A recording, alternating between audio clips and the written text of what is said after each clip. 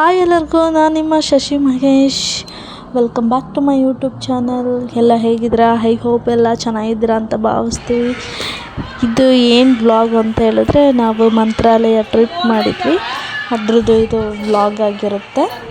ನಾವು ಟ್ರೈನಲ್ಲಿ ಹೋಗ್ತಾ ಇರೋದ್ರಿಂದ ಮಧ್ಯಾಹ್ನ ಊಟ ಮತ್ತು ನೈಟು ಊಟಕ್ಕೆ ಚಪಾತಿ ಮತ್ತು ಪುಳಿಯೋಗರೆನ ಮಾಡ್ಕೊಂಡಿದ್ವಿ. ಅದನ್ನು ಪ್ಯಾಕ್ ಮಾಡಿಕೊಂಡು ಎಲ್ಲ ರೆಡಿಯಾಗಿ ಟಿಫನೆಲ್ಲ ತಿಂದ್ಕೊಂಡು ನಾವು ರೈಲ್ವೆ ಸ್ಟೇಷನ್ಗೆ ಒಂದು 10:30 ಹೋದ್ವಿ. ರೈಲು ಒಂದು 10:40 ಬಿಡ್ತು. ಇಲ್ಲಿಂದ ಹೋದಾಗೇನೋ ತುಂಬ ಖುಷಿಯಿಂದ ಹೋದ್ವಿ. ಫೋಟೋ, ರೀಲ್ಸು, ವೀಡಿಯೋಸ್ ಅಂತೆಲ್ಲ ಮಾಡ್ಕೊಂಡ್ವಿ. ಮೈಸೂರು ಬರೋ ತನಕನೂ ಫ್ರೀಯಾಗಿದ್ವಿ, ಯಾರ್ದು ಏನು ಡಿಸ್ಟರ್ಬೇ ಇರಲಿಲ್ಲ. ನಮ್ಮದು ರಿಸರ್ವೇಷನ್ನಿಂದ ಹೋಗಿದ್ವಿ. ಬರುವಾಗ ರಿಸರ್ವೇಷನ್ ಮಾಡೋಣ ಅಂಥೇಳಿ ಬುಕ್ ಮಾಡಿದ್ವಿ. ಲಾಸ್ಟ್ ಮೂಮೆಂಟಲ್ಲಿ ಅದು ಕ್ಯಾನ್ಸಲ್ ಆಯಿತು. ಅದು ನೆಕ್ಸ್ಟು ಮುಂದೆ ಹೇಳ್ತೀನಿ ಅದ್ರ ಬಗ್ಗೆ ಏನಾಯಿತು ಅಂಥೇಳಿ. ಹೊರಡುವಾಗಂತೂ ತುಂಬ ಖಾಲಿ ಇತ್ತು, ಫ್ರೀಯಾಗಿದ್ವಿ. ಒಂದು ಬೋಗಿಲಿ ನಾವೇ ಇದ್ವಿ ಅನಿಸುತ್ತೆ. ಎಲ್ಲೋ ಅಲ್ಲೊಬ್ಬರು ಇಲ್ಲೊಬ್ಬರು ಕೂತಿದ್ರು ಅಷ್ಟೇ. ಅದು ಬಿಟ್ಟರೆ ನಮ್ಮ ಫ್ಯಾಮಿಲಿ ಯಾರ್ಯಾರು ಹೋಗಿದ್ರು ಅಂತ ಹೇಳಿದ್ರೆ, ನಾನು, ನಮ್ಮ ಯಜಮಾನ್ರು, ನನ್ನ ಮಗಳು, ನಮ್ಮ ಅಕ್ಕ ಭಾವ, ಅಕ್ಕನ ಮಕ್ಕಳು ಮತ್ತು ನನ್ನ ತಂಗಿ ಮತ್ತು ನನ್ನ ಮೈದನ, ಇಷ್ಟು ಜನನೂ ಟ್ರೈನಲ್ಲಿ ಹೋಗಿದ್ವಿ. ಇನ್ನು ಕೆಲವರು ನಮ್ಮ ಅತ್ತಿಗೆ ಮತ್ತು ನಮ್ಮ ಆಂಟಿ ಬರೋಣ ಅಂದ್ಕೊಂಡಿದ್ರು. ಅವರು ಕಾರಣಾಂತರದಿಂದ ಬರೋಕ್ಕಾಗಲಿಲ್ಲ. ಸೊ ಮಿಸ್ ಮಾಡ್ಕೊಂಡ್ರು ಅನಿಸುತ್ತೆ. It's okay.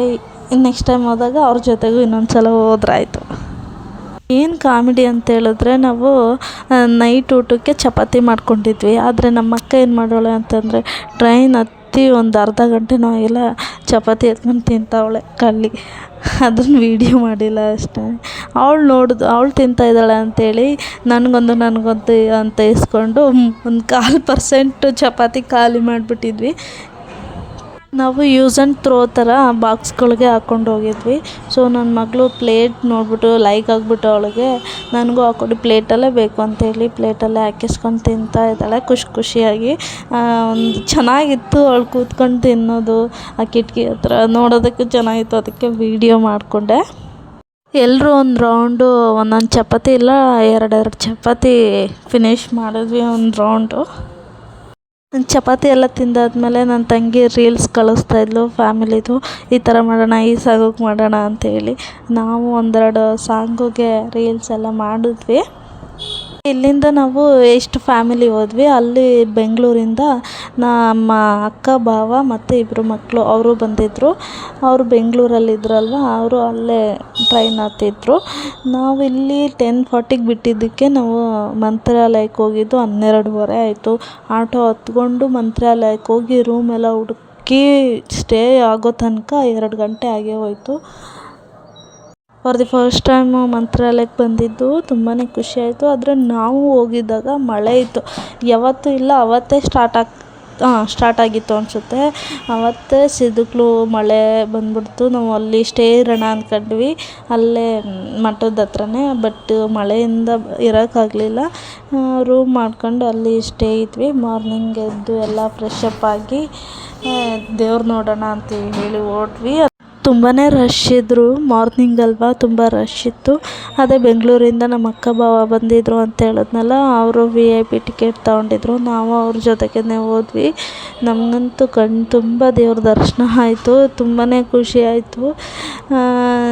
ದೇವ್ರು ನೋಡಿ ಫಸ್ಟ್ ಟೈಮ್ ಅಲ್ವಾ, ದೇವ್ರು ನೋಡಿ ಏನೋ ಅಳೋ ಥರನೇ ಫೀಲ್ ಆಯಿತು ನನಗಂತೂ. VIPದು ಲೈನ್ ಇದೆಯಲ್ಲ, ಅದಕ್ಕೆ ಹೋಗೋದಕ್ಕೆ ತುಂಬ ವೆಯ್ಟ್ ಮಾಡಿದ್ವಿ. ದೇವ್ರ ದರ್ಶನ ಎಲ್ಲ ಆದಮೇಲೆ ಮಂತ್ರಾಕ್ಷತೆ ಕೊಟ್ಟರು, ಮತ್ತು ಅಲ್ಲೇ ಪ್ರಸಾದನೂ ಕೊಟ್ಟರು. ಅದನ್ನು ತಿಂದ್ಕೊಂಡು ಸ್ವಲ್ಪ ಹೊತ್ತು ಕೂತಿದ್ದು, ಆಮೇಲೆ ಆಚೆ ಬಂದು ಟಿಫನ್ ಮಾಡಿಕೊಂಡು ಹೋದ್ವಿ. ಮತ್ತು ಇನ್ನು 5 ಪ್ಲೇಸ್ ಇದೆ ಅಂತ ಹೇಳ್ಬಿಟ್ಟು ನಮ್ಮನ್ನು ಕರ್ಕೊಂಡು ಹೋದರು.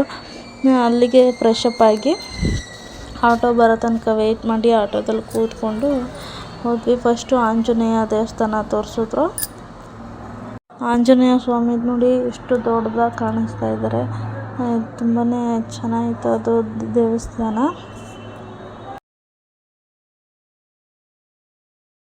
ನಮ್ಮ ಭಾವನೂ ನಮ್ಮ ಮೈದನೂ ಫೋನ್ ಎತ್ಕೊಂಡು ವೀಡಿಯೋ ಮಾಡಿದ್ರೆ ಸಾಕು, ಅವರು ಶೈ ಥರ ಇದು ಮಾಡ್ಕೊಳ್ಳೋರು. ಮತ್ತು ಒಳಗೆ ಬೈಕೋತಿದ್ರು ಏನೋ ಗೊತ್ತಿಲ್ಲ. ಇವಾಗ ನೋಡಿದ್ರೆ ಇವಳಿಗೆ ಮೊಬೈಲು ಅಂದ್ಕೊಂಡು ವೀಡಿಯೋ ಅಂದ್ಕೊಂಡಿರ್ತಾಳೆ ಅಂದ್ಕೊಂಡೇನೋ. ಬಟ್ ಇದೆಲ್ಲ ಒಂದು ಮೆಮೊರೀಸ್ ಅಲ್ವಾ. ಅದ್ರ ನೆಕ್ಸ್ಟು ನಾವು ರಾಘವೇಂದ್ರ ಸ್ವಾಮಿಗಳದ್ದು ಕಟ್ಟೆಗೆ ಹೋಗಿದ್ವಿ. ಕಟ್ಟೆ ಮುಗಿಸ್ಕೊಂಡು ಇಲ್ಲಿ ಅಲ್ಲೇ ಪಕ್ಕದಲ್ಲೇ ಬಿಚ್ಚಾಲಮ್ಮ ದೇವಸ್ಥಾನ ಇತ್ತು. ಆ ದೇವ್ರನ್ನೂ ನೋಡಿಕೊಂಡು ಸುತ್ತಮುತ್ತ ನೋಡಿಕೊಂಡು ಹೋದ್ವಿ. ಮತ್ತು ನೆಕ್ಸ್ಟು ಪಂಚಮುಖಿ ಆಂಜನೇಯ ಮತ್ತು ಲಕ್ಷ್ಮೀದು ಇತ್ತು. ಬಂಡೆ ಒಳಗಡೆ ಲಕ್ಷ್ಮೀ ದೇವರಿತ್ತು, ಅಲ್ಲಿಗೆ ಹೋಗಿದ್ವಿ. ಎಷ್ಟು ಚೆನ್ನಾಗಿತ್ತು ಅಂದರೆ ಬಂಡೆಗಳು ಅಷ್ಟು ದೊಡ್ಡ ದೊಡ್ಡದಾಗಿ ಯಾವ ಥರ ಕೂತಿದೆ ಅಂತಲೇ ಗೊತ್ತಿಲ್ಲ. ಅಷ್ಟು ಥರ ಒಂದು ಮ್ಯಾಜಿಕ್ ಅಂತಲೇ ಹೇಳ್ಬೋದು, ಹಂಗಿತ್ತು. ನಮ್ಮ ಅಕ್ಕ ಬಾವ ಎಲ್ಲೋದ್ರು ಈ ಥರ ಶಾಸ್ತ್ರ ಕೇಳೋದು ಬಿಡೋಲ್ಲ ಅನಿಸುತ್ತೆ. ಶಾಸ್ತ್ರದಲ್ಲಿ ನಮ್ಮ ಅಕ್ಕ ಮನೆ ಕಟ್ತಾಳೆ ಅಂತ ಬಂದಿತ್ತು. ನೋಡೋಣ, ಅವಳಿಗೆ ನನ್ನ ಕಡೆಯಿಂದ ಆಲ್ ದ ಬೆಸ್ಟ್. ಮನೆ ಕಟ್ಟೋ ಹಾಗಾಗಲಿ ಮತ್ತು ಚೆನ್ನಾಗಿರಲಿ, ಚೆನ್ನಾಗಿ ನಿಮ್ಮ ಫ್ಯೂಚರ್ ತುಂಬ ಚೆನ್ನಾಗಿರಲಿ ಅಂತ ಆಶಿಸ್ತೀನಿ. ಮತ್ತು ರೂಮಿಗೆ ಬಂದ್ವಿ. ಇದು ನಮ್ಮ ಅಕ್ಕ ಬಾವ ಮಾಡಿದ್ರಲ್ಲ, ಆ ರೂಮಿಗೆ ಬಂದ್ವಿ. ಅಲ್ಲಿ ನಾವು 4 ಗಂಟೆಗೆ ಕೊಡಬೇಕು ಅಂದ್ಬಿಟ್ಟು ಕೀ ಕೊಟ್ಬಿಟ್ಟು ನಾವು ಅಲ್ಲಿ ಖಾಲಿ ಮಾಡಿಕೊಂಡು ಈ ರೂಮಿಗೆ ಬಂದ್ವಿ. ಇಲ್ಲಿ ನೋಡಿ ಯಾವ ಥರ ಆಡ್ತಾಯಿದ್ದಾರೆ ನಮ್ಮ ಮಕ್ಕಳು. ಮತ್ತು ಬ್ಯಾಗೆಲ್ಲ ಇಟ್ಬಿಟ್ಟು ಇಲ್ಲಿ ನಾವು ದೇವ್ರ ದರ್ಶನ ಮಾಡೋದಕ್ಕೆ ಮತ್ತೆ ಹೋದ್ವಿ.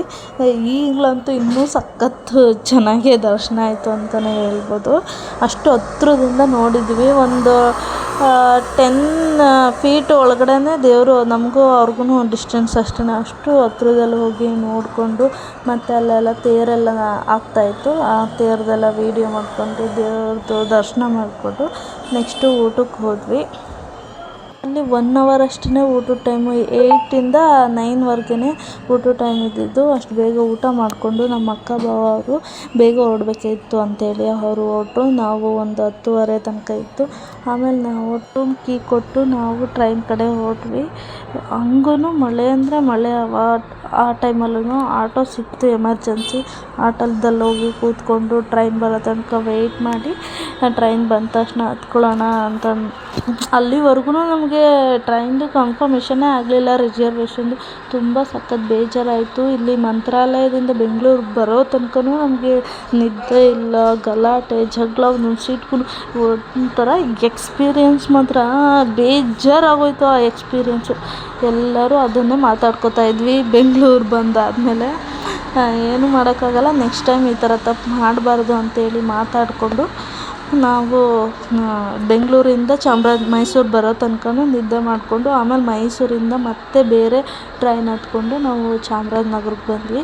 ಇದಾಗಿತ್ತು ನಮ್ಮ ಮಂತ್ರಾಲಯ ಟ್ರಿಪ್. ಈ ವಿಡಿಯೋ ಇಷ್ಟ ಆಗಿದ್ದರೆ ಲೈಕ್ ಮಾಡಿ, ಶೇರ್ ಮಾಡಿ ಆ್ಯಂಡ್ ಕಮೆಂಟ್ ಮಾಡಿ. ತಪ್ಪದೆ ಸಬ್ಸ್ಕ್ರೈಬ್ ಮಾಡ್ಕೊಳ್ಳಿ. Thank you.